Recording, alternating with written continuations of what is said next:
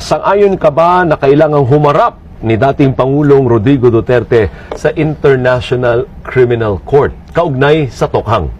No, Sir Alvin. Why?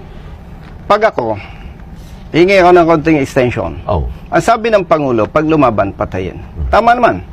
Now, inutos ba ng Pangulo na kahit hindi lumaban, patayin? Bigyan po kayo ng simple example. Kian de los Santos sa Caloocan. Buhay, pinatay, ang pulis, kinasuhan, na-dismiss, nakulong. Si President Duterte, hindi nakaalam. Jimboy nang nabutas, pinatay ng mga pulis, kinasuhan, na-dismiss, nakulong ang mga pulis. Ibig sabihin, ako bilang pulis, katulad ng nabanggit ko po, hindi ako malapit sa Duterte, walang ganung utos. So, anong dapat? Hindi dapat natin i-invite ang ICC. Kumbaga, yung problema natin, kaya pa eh.